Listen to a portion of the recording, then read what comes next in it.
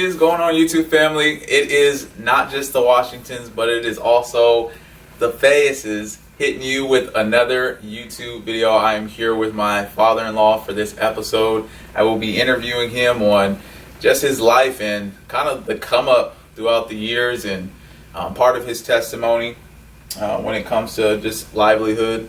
I think this will be a great interview during COVID as well, as people are struggling and trying to figure things out. And he's had a wealth of knowledge throughout time that God has blessed him with. So hopefully he can share it. He's a little nervous, but I'll kind of be guiding him through the questions. Dad, is there anything you want to say to the peeps? I know you're talking to a camera, but hey, YouTube fam. Yeah. All right, so we'll kind of kick it off. Dad, kind of give me how old were you when you and Mom kind of hit it off, got married, and started you guys' life together? How old were you? I was 26 years old, and Lynn was 28 years old when we got married.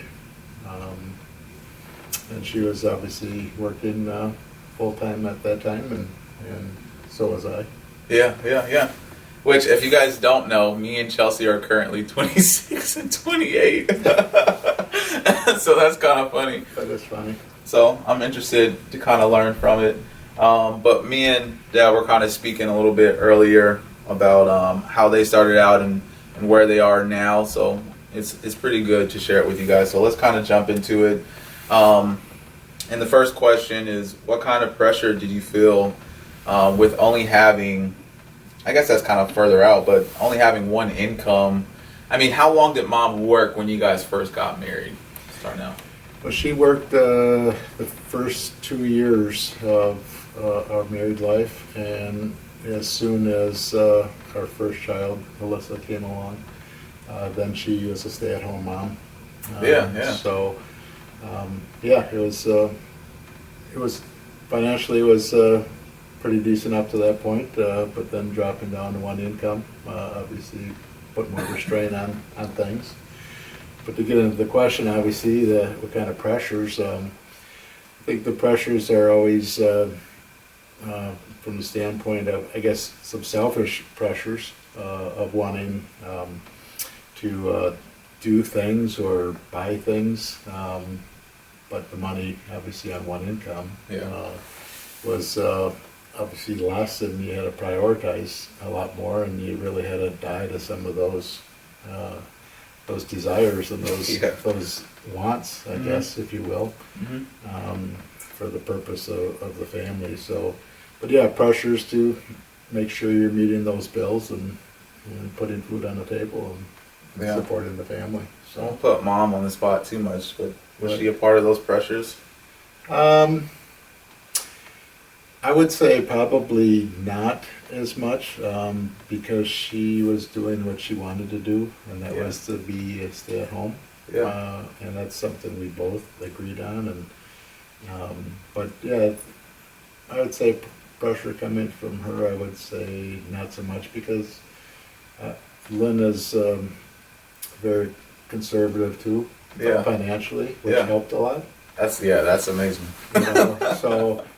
She was, back in the day, big into coupons and doing what we could to, save a buck here and there. And she didn't have any high demands. She wasn't big into, I got to have the bling bling, the diamonds and the expensive jewelry. And so that, obviously that helped considerably and curtailed probably some hardships between us financially.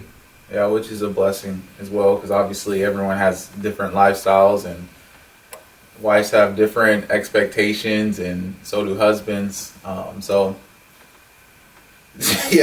a big blessing that Mom didn't necessarily apply pressure. Yeah, it was. And then kind of go into other than just having the child, why the single income, you would say? Why did you guys choose to do that, other than just Mom desiring to be a stay-at-home mom, or why stay-at-home mom? Right.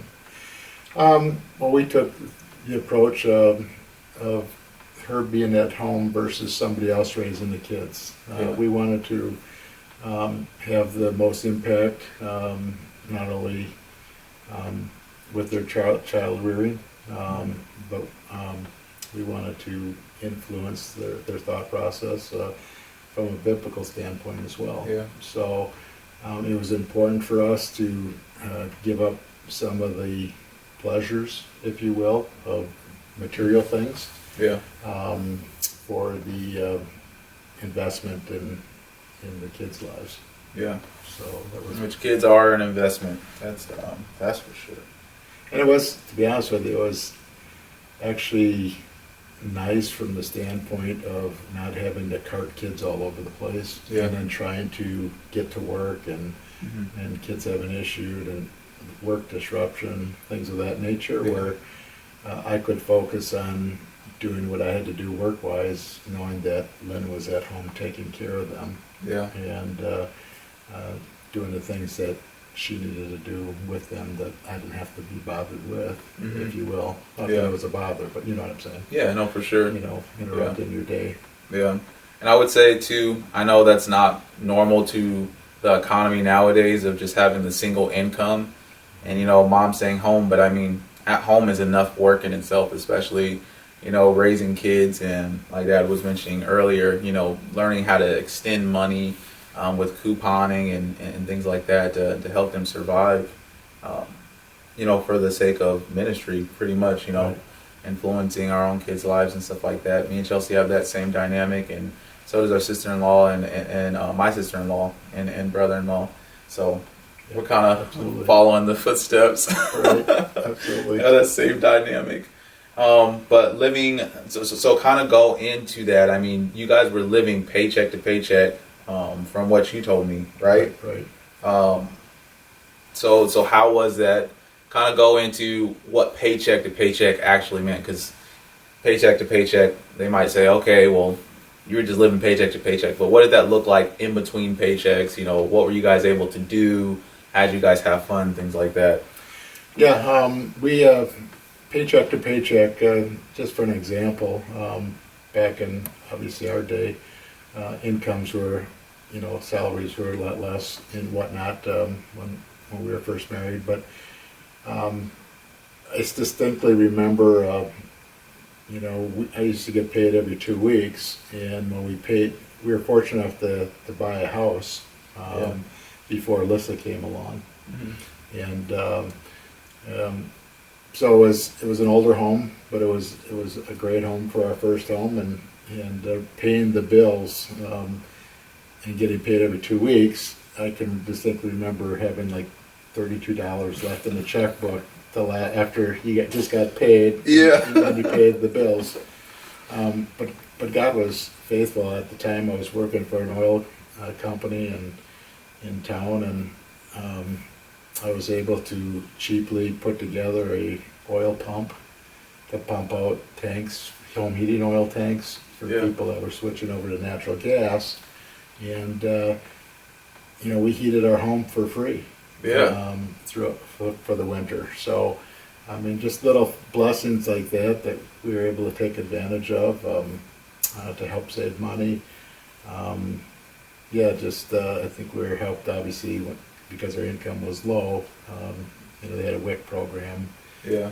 that helped with some formula and things of that nature when the girls were infants, and just a few little food things to kind of offset. And then of course Lynn would make bigger meals and stretch those meals, and we'd have multiple meals out of one. Yeah. Which I'm not opposed to eating leftovers. Absolutely. I know some people don't like to do that, Yeah. but that's their preference. Until you have to. But that's just us. Yeah. Trying to stretch things out Absolutely. and doing what we had to do. Yeah. Which is, man, that's so crazy. But I mean, you look back at that, and every ounce of it was worth it, though. Oh, absolutely. Right. Yep. It wouldn't change a thing. Yeah, and I would say, even through me and Chelsea's hard times, I mean, just reflecting on you guys' hard times, you would say that those are you had some of the funnest moments and enjoyable, Yep. you know what I mean, with less and not so much. Absolutely. You know what I mean? Yep. You could truly dial down and enjoy family relationships, and Yep. there wasn't a lot of distractions. Yep. I don't want to answer for you, but Right. would you agree with that? Absolutely, and I think the easiest thing for us too was that both of our families were in the area. Yeah, that's You true. know, That's true. Parents, He's wives. working on me right now, guys. So it made family time, get together time a lot easier because we were close by, Absolutely. and were all meaningful for bringing the kids up around family and things of that nature. Very important to us. Yeah. So we didn't have to spend lots of money to travel across the country, things of that nature, to visit folks. And in the early years, we were blessed with Lynn's parents that had a condo in Door County that we were able to share time with them. Oh yeah. Up there for little getaways. Yeah. That were very cheap, inexpensive. We even had opportunities to drive to Florida and spend time down there inexpensively with them. There's a lot of activity. That sounds good, guys. It really does. and a lot of family time, just hanging together and getting together with friends and the church body and things of that nature was important as well. Yeah, that just brings support, honestly, and I don't know who doesn't want support, especially in difficult times or when you don't have much. I mean, you do have much, but just living wise, you don't have much. But family support is huge, and Right. Dad right here has been a huge support for me. Him and Mom have been a huge support for us. So we've had great family surrounding, just like he spoke about.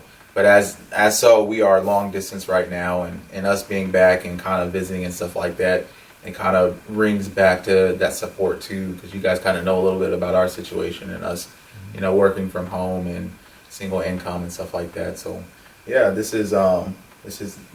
This is good.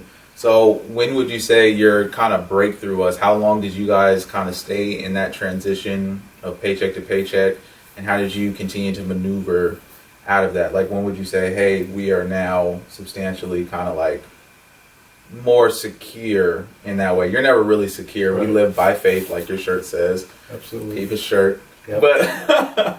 But yeah, you kind of get what I'm saying, where you felt a little bit more grounded and flexible. I would say probably when the girls were, I would say probably in their teens, before the high school years. Yeah. We still had the one income. I know there was some Christmas holiday season time that Lynn would occasionally take a part-time job just to help for the Christmas giving time. That helped tremendously. Yeah. But still trying to live on a budget. But I'd say probably, probably in those teen years that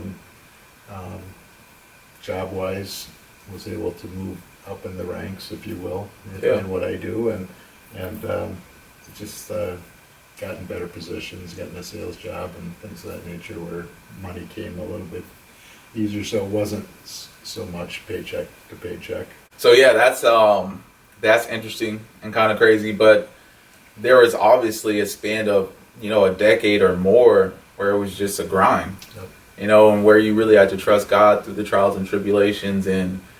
But look at, honestly, it's a testament to how long He took care of you guys before He really grounded you into something that was a little bit more consistent. Correct. That's crazy, because a lot of people would say, I'm having a tough time right now. Why has God failed me? Is He going to take care of me? And God's promises are true, and clearly that's a testament. In that span of time that you went on faith. Absolutely. And trying to figure out little things from taking on that oil from those people's homes as they're switching over to a better system, right. To heat your house and things like that. I mean, it was a blessing that He also gave you a home before you guys went that stretch, right? Because then you started to use your real estate investment to kind of grow the pot as well, right? Because absolutely. I mean, He's operating on faith, but faith without works is dead. So there was still a level of maturing that he had to do, education that he had to do as far as, just living, how to handle money and how to maneuver real estate and things like that to help over those years, right? What's even more comical to me when I look back is being an introvert Yeah. by nature, Yeah. and then getting thrown into a sales role and doing sales for probably the bulk of my career. Yeah. And I give credit to God for obviously for any successes that I might have, but I mean it's just kind of mind-boggling to me to know where I was, to be able to be successful in something that you never thought in a million years you would, because you're always a nervous person and never like to public speak and things of that nature. And I still don't like to do that, but but the nature kind of defaults back to that introvertedness. But yeah, for what the career that I had in fire protection, it kind of fit my mold, and I kind of molded into it and took it on and grew with it. Which is crazy right there, right? So the through time and that they got solidified was in something that he would never even think he would be capable of doing in the first place. As an introvert, someone that doesn't like talking to people, he goes out and becomes a salesman. That's it's that's bizarre. crazy. It is Yeah, bizarre. it is crazy, but God bless you through it. That's He has. that is wild. Honestly, It is goofy. So, was it hard to keep faith, even in those moments? Would you say, through that time frame? Well, obviously, growing up in a Christian home, learning about God at an early age, and walking with Him at an early age, faith can be challenging. I think faith can be challenging no matter what point you are in your life, but in different aspects. But yeah, you're always forced to look at, and reflect on where God has brought you and where you came from, and continue to thank Him for the progress you've made and He's made in you, and just continue to trust even though at times seem bleak. Yeah. Yeah. Because He is faithful. Yeah. And I don't think that there is an issue either. I mean, I wouldn't say it's necessarily lacking faith when you are going through a hard time and you might weep or ask God questions and just have a tough time and have to pray out to Him. That's not showing a lack of faith. It's just embracing that, hey, I'm having a hard time. And the faith is that you're going to Christ rather than going to a bunch of different things, to seek satisfaction, which obviously that's human nature, but being willing to go to God and He's stretching His arms out towards you, that's part of the process. Faith is never going to be without trials and tribulation or crying, or you're not going to be the strongest and most confident person in the world, right? Through Him, but it's just the reliance on Him. And God loves when we ask questions. Yes, because He desires to show us the answer. Bang, right there. So He's not surprised by anything. Yeah. That we would ask or feel or think. He's totally in tune, but He loves when we reach out to Him because He wants to be there. Yes. So just remember that He hit the golden nugget of the video. Faith is, God wants to show you the answer. So just know that even when He's not answering, He's going to show you in due time. It's not you having to figure it out. So that's great confidence in Him and not in our own selves. Absolutely. Yeah. So with that being said, though, the real daunting question too is we know that having faith in God's promises being true, that doesn't necessarily mean that He is going to give us $1 million or a mansion or this financial freedom that America tells you that you're going to have, necessarily the American dream. He doesn't necessarily promise us that. So knowing that He's always going to be faithful and true and take care of you guys, but He might not necessarily relieve you from being paycheck to paycheck. Correct. So He might feed you and clothe you and take care of you, but that doesn't mean that He's going to give you a large lump sum of comfortability. that doesn't mean that he failed in his promises. You know, he just failed in worldly expectations that you gathered throughout life. So if he were not to remove you guys from paycheck to paycheck, do you feel as though you would have been able to be content in Christ? Yeah, I mean, the easy answer, the pat answer is to say yes. Yeah, because you've already made it. Yeah, but I think it would probably challenge my faith and you know, because you if you step outside of, you know, the spiritual realm and look at the worldly realm, you know, you can very much be discontented if you're living that paycheck to paycheck. Yeah. But it's you know, you really got to look at the spiritual realm, especially as a believer. You know that God has got you where He's got you for this time in your life. Yeah. And He can